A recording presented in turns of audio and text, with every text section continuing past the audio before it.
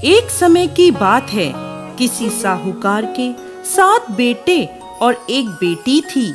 कार्तिक मास के कृष्ण पक्ष की चतुर्थी तिथि को साहूकार की सभी बहुओं, पत्नी और बेटी ने करवा चौथ का व्रत रखा।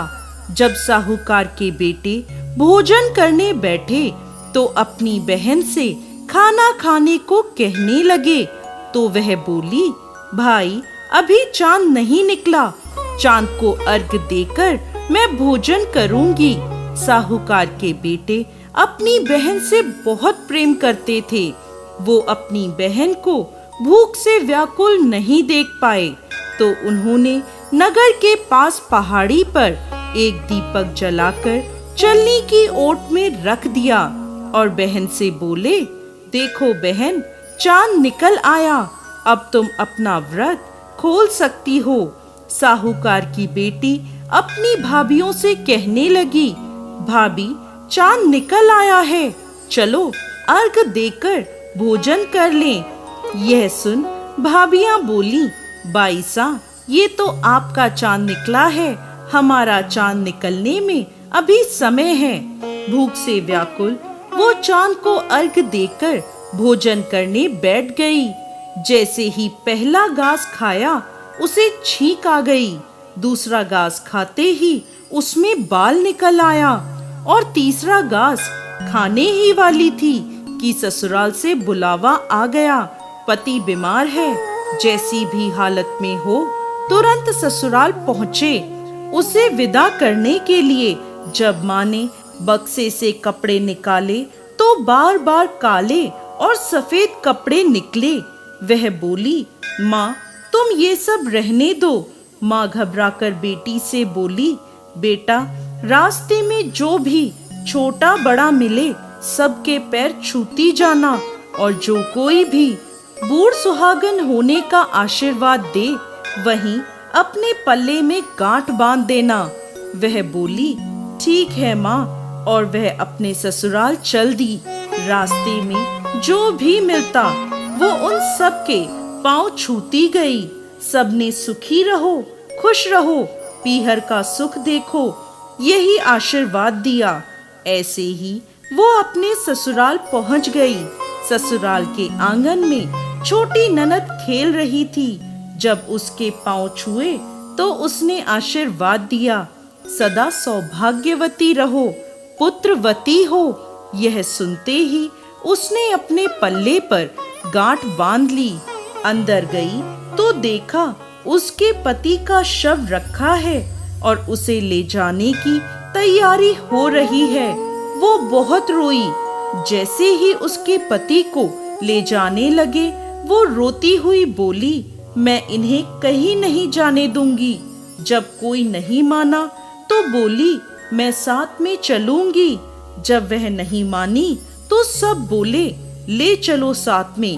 सबके साथ वो शमशान चली गई।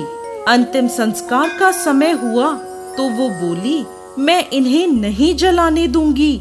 सब बोले, पहले तो पति को खा गई, अब उसकी मिट्टी भी खराब कर रही है। वो नहीं मानी, अपने पति को लेकर बैठ गई। थक हार के सबने निर्णय लिया, इसे यहीं रहने दो, एक झोपड़ी डलवा दो। वो उसमें अपने पति को लेकर रहने लगी। अपने पति की साफ सफाई करती और उसके पास बैठी रहती। दिन में 2 बार उसकी छोटी ननद खाना देने आती थी। वो हर चौथ का व्रत करती, चांद को अर्घ देती, और जब चौथ माता आती और कहती, करवो ले भाइयों की प्यारी करवो ले, घनी बुखारी करवो ले, तो वो चौथ माता से अपने पति के प्राण मांगती। पर वह उसे ये कहती, हमसे बड़ी चौथ माता आएंगी तब उनसे अपने पति के प्राण मांगना।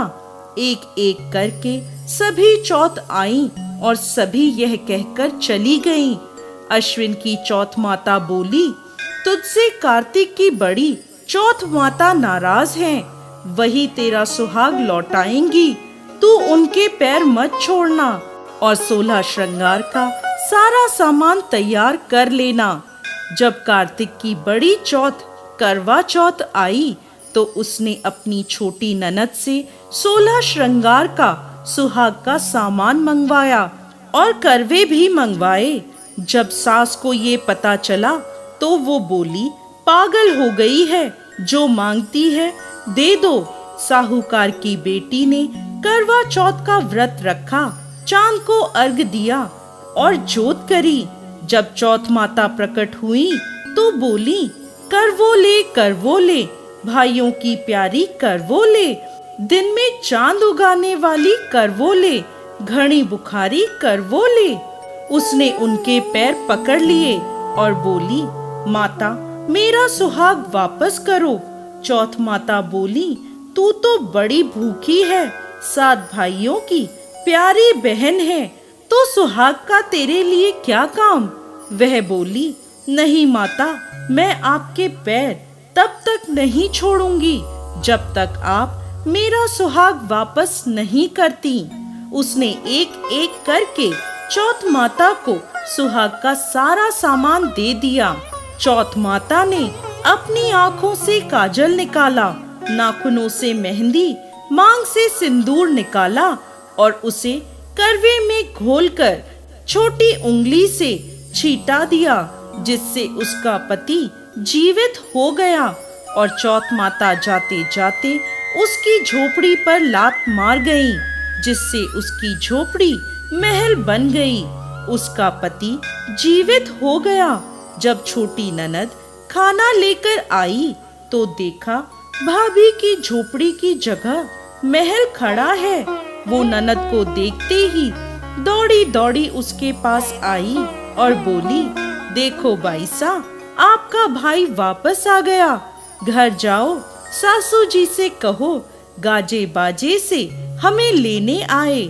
छोटी ननद दौड़ी दौड़ी माँ के पास गई और बोली, माँ भाई जिंदा हो गया। माँ बोली, भाभी के साथ साथ तेरा भी दिमाग खराब हो गया है। वह बोली, नहीं माँ, मैंने देखा है, सच में भाई जिंदा हो गया है। सभी घर वाले गाजे बाजे के साथ अपने बेटे को लेने पहुँचे। बेटे को जिंदा देखकर सास बहू के पैर छूने लगी और बहू सास के पैर छूने लगी। बहू बोली, माताजी देखो, आपका बेटा वापस आ गया। सास बोली, बहू मैंने तो साल भर पहले इसे भेज दिया था, ये तो तेरे भाग्य से वापस आया है। हे चौथ माता, जैसी कृपा साहूकार की बेटी पर करी, वैसे ही इस कहानी को कहते, सुनते और हुंकार भरते सब पर कृपा करना, सबको अमर सुहाग देना। जय चौथ माता।